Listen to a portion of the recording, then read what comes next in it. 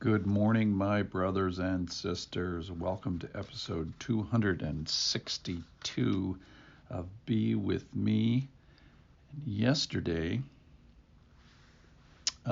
you probably didn't want to be with me because I was kind of spiritually grouchy. And we've been working through a little bit here together as a little team, podcaster and listener. What do you do when you're mad at God? The image of the Snoopy shaking his fist at the Red Baron. But I wrote in the blurb yesterday, as I was thinking about it, that one thing you know about Snoopy and the Red Baron is you know he's going to go back at it the next day. You know he's going to go into the fray, and I feel like that's where we are today. We're back in the fray with God, still wrong and defeated and frustrated and anxious. But hey, look at us. We're here today.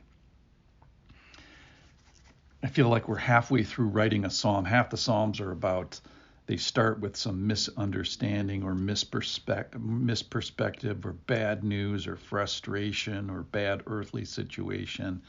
And then they get the revelation of God. They get the spiritual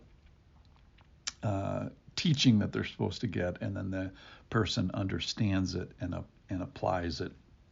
So oftentimes psalms end differently than when they start, and I feel like we're not at the end yet. Don't get me wrong. We're still in the anxious and frustration, and I'm still mad. It even gets worse today in some ways.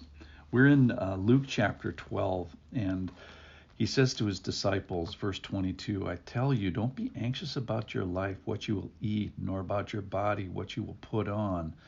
For life is more than food, the body more than clothing. Then this bothered me. Consider the ravens. They neither sow nor reap. They have neither storehouse nor barn, yet God feeds them. So the ravens are used as the good example in this passage, not the people, the ravens. And then this spiritual note here of how much more value are you than the birds. And then verse 25 talks about your mental limitations, of which of you, by being anxious, can add a single hour, a single inch to his span of life? And of course, none of us.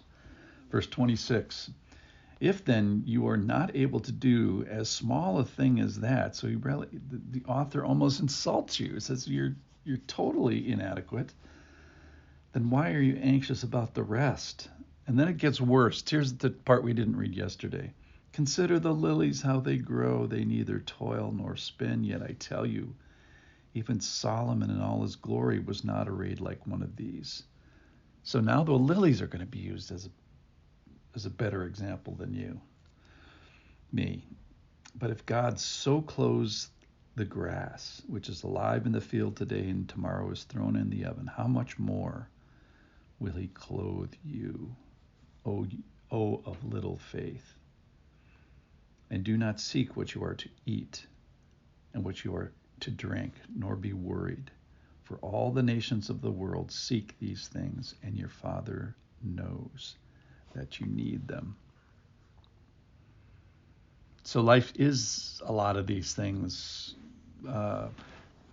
Clothing, yes. Food, yes. I feel like I'm a good example of being a bad example of all these things.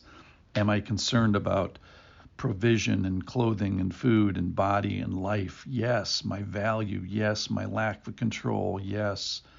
My self-worth, yes. The littleness of me, yes. My array, the glory of myself, like is exampled with Solomon here, and the lilies, my control. Are these things that I think about? Yes. And how do we do? Not very good. How do I do? Not very good.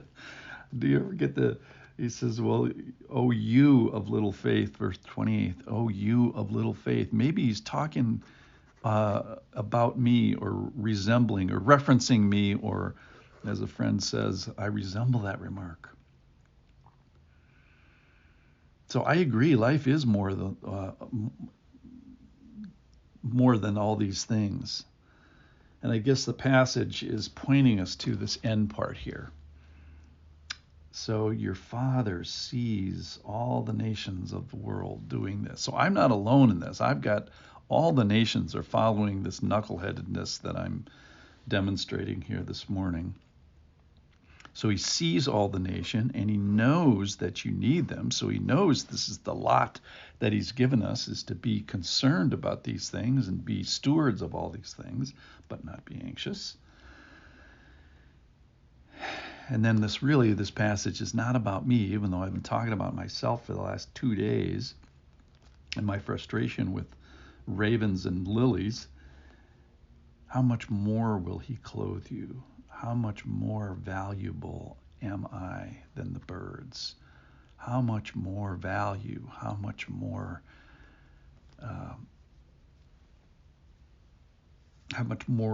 activity will God interject? How much more will he clothe me? So this passage is really about God, and I think we're getting to there today, and I'm obviously not going to even finish today, but so let's talk about this podcast for a second. So these are the good news about this podcast is you get my real amazement and my real wonder and my real discovery in real time with the Lord. That's the good part. That's the beautiful part of this podcast. The bad part about it is you also get, because this is really done on a daily basis and with my wrestlings with God and my fist towards God, you also get the other parts, the ugly parts, quote unquote, the other parts. And maybe you too have had a day or two where you want to shake your fist at God, where it doesn't come easy for you, and you end up being as a poor example, oh, you of little faith. Yeah, that's me. Or birds and plants are used as better examples of you, and it just pisses you off. And maybe you start with a misunderstanding or a don't understand yet of a passage. Or maybe you're halfway there and you're just working through the process. And if that's you, then you are a friend of mine and you are a friend of this podcast. And I will see you tomorrow and we'll try to figure this out together.